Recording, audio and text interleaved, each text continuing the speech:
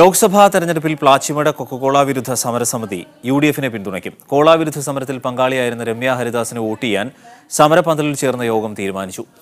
എൽഡിഎഫും എൻഡിഎയും പ്ലാച്ചിമടയിലെ ഇരകളെ വാഗ്ദാനങ്ങൾ നൽകി വഞ്ചിച്ചതായും നേതാക്കൾ മീഡിയ വണിനോട് പറഞ്ഞു.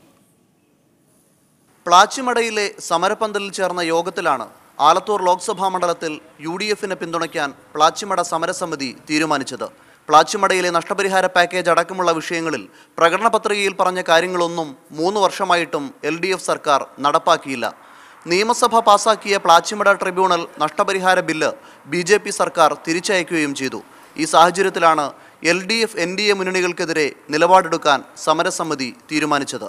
ഈ തെരഞ്ഞെടുപ്പിൽ എൻഡിഎക്കെതിരെയും എൽഡിഎഫിനെതിരെയും ജനാധിപത്യ രീതിയിൽ പ്രതിഷേധിക്കുക, വോട്ട് ചെയ്യുക എന്നാണ് സമരസമിതിയും ആദിവാസി സംരക്ഷണ സംഘവും തീരുമാനിച്ചിട്ടുള്ളത്. പ്ലാച്ചിമട ഐക്യദാർഢ്യ സമിതി പ്രവർത്തക എന്ന നിലയിലാണ് രമ്യ ഹരിദാസിനെ പിന്തുണയ്ക്കുന്നത്.